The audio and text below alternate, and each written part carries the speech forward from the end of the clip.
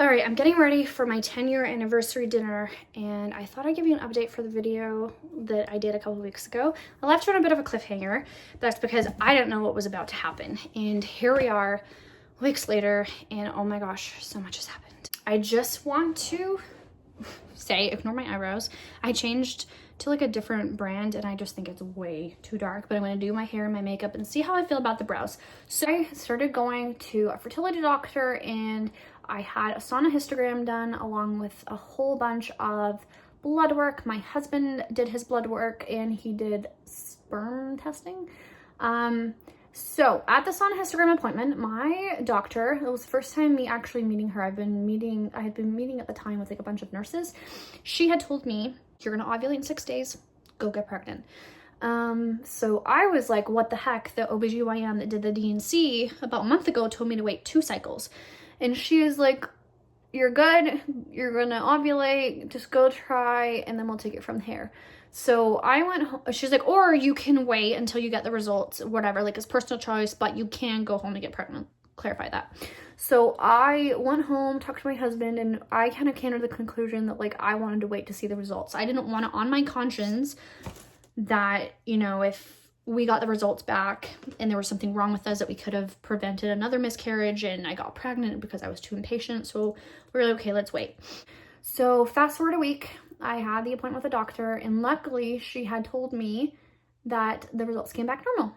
And if I wanted to, I could spend hundreds of dollars on all these extra testings, blah, blah, blah. But based on my history, she said that I think your results are going to come back normal anyway. So I don't really see the need for you to do that. But if you want to, the option is there. So I decided, no, we'll just keep trying at home. She did put us on an IVF list just in case. In Canada, we can have our first round covered. But right now, the wait list is about a year long. So I said, okay, why don't you just put us on the IVF wait list, and then we can see what we can do in a year. So about a week later, in my gut of guts, I just knew I was pregnant, but I was freaking out, and I procrastinated taking a test for days. I did not take a test. And in hindsight, I'm kicking myself because I'm like, if I would have started the progesterone early, would that have changed anything? Which I know logically it wouldn't have, because taking progesterone is not gonna stop a miscarriage that was gonna turn into a miscarriage anyway. But it's just where my mind has been going.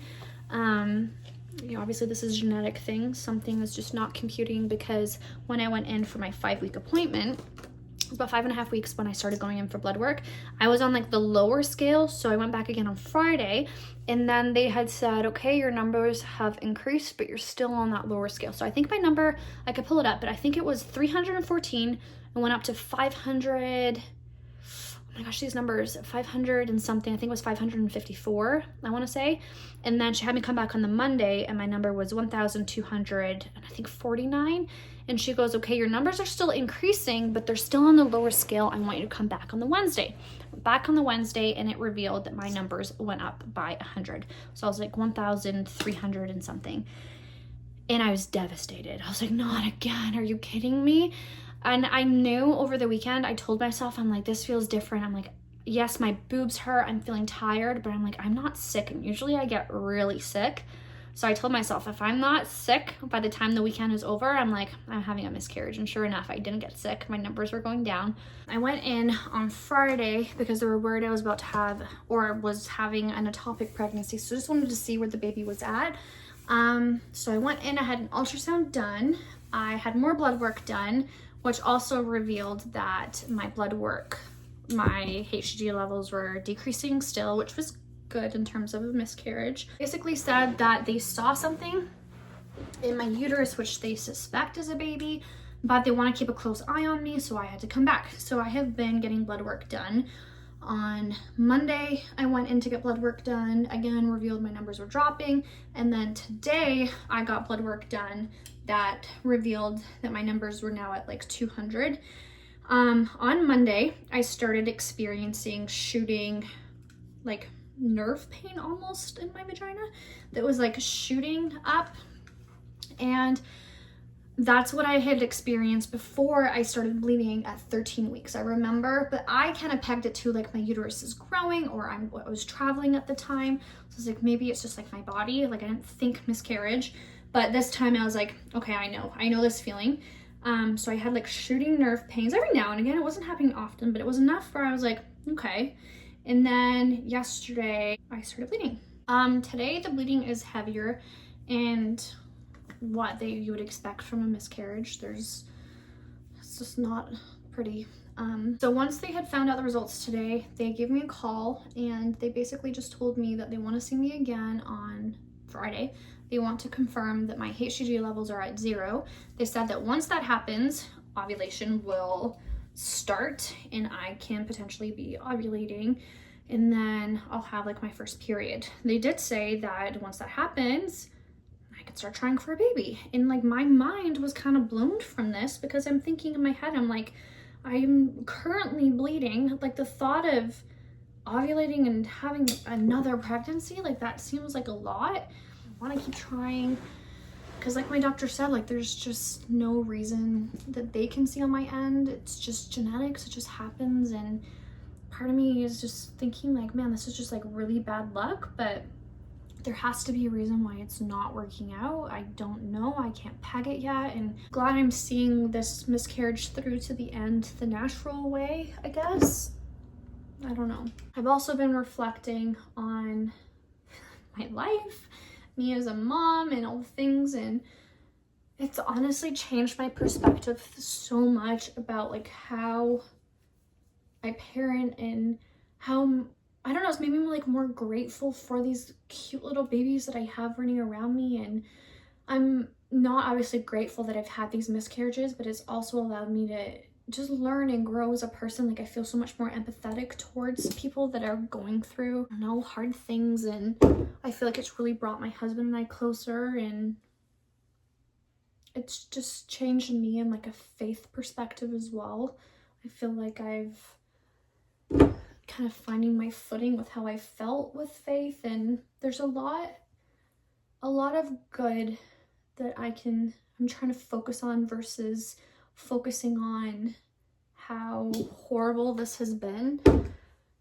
I also feel like I could do a better job at letting myself feel the grief. I feel like whenever I can feel like I'm gonna cry or I feel the heaviness of it, I'm so quick to distract myself with either working or putting on a show or a thought so that my mind doesn't like drift. I think I need to be more graceful with myself and let myself feel the feelings. And one thing that I am, and I'll end on this, is I'm so grateful that I did not tell people that I was pregnant. I'm glad that I celebrated just in sharing the news of my pregnancies with people around me.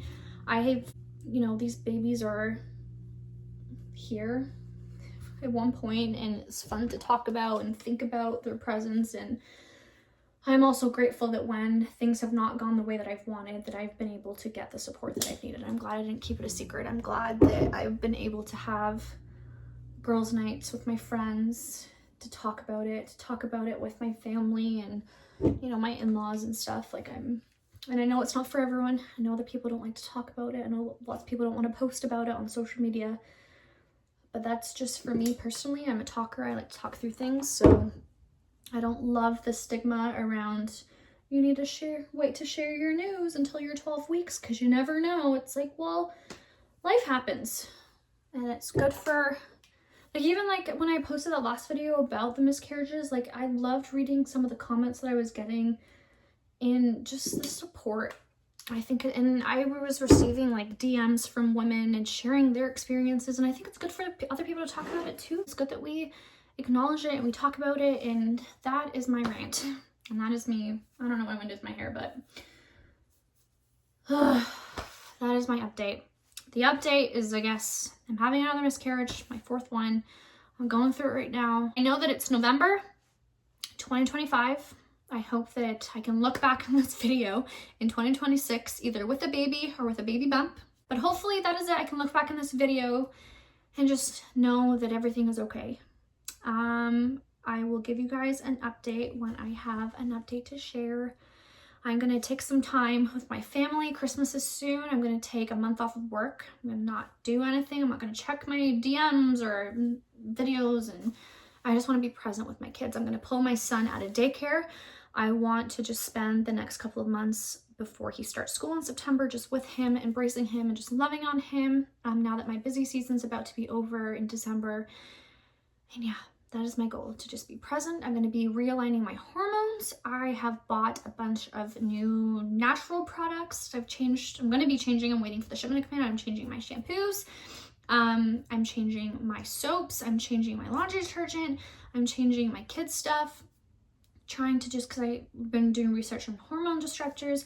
I'm also going to be still continuing my pregnancy vitamins. I'm still taking vitamin D at night. I'm taking magnesium glycate. Take magnesium glycate. It is the best thing I have ever done. I might even have to do a whole new video on this.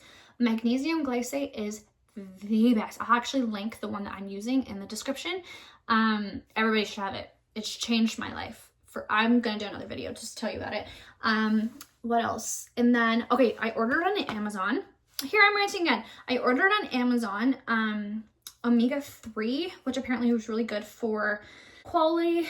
Oh, what was the other one? It's like CoQ10. It's like an enzyme or something. Again, helps with egg quality. And then, okay, I looked it up. It's called inositol. So those are the supplements that I'm gonna either continue taking or start taking. I did learn that when you are ovulating, your eggs are there for like 3 months or whatever. So even though I can start taking them now, technically I need like 3 months to like really have the full effects. And my system, which is something to consider as well. But they also said like it's still helpful. And by they, I mean the internet says it's still helpful to take it. So I mean, it's a supplement. I'm sure it can't do damage, right? Okay. Anyway, if you stayed to the end of the video, thank you for joining me and listening to me. I hope that this video can help you share your story more freely if that is what you wish. And I will keep you guys updated on what happens with me.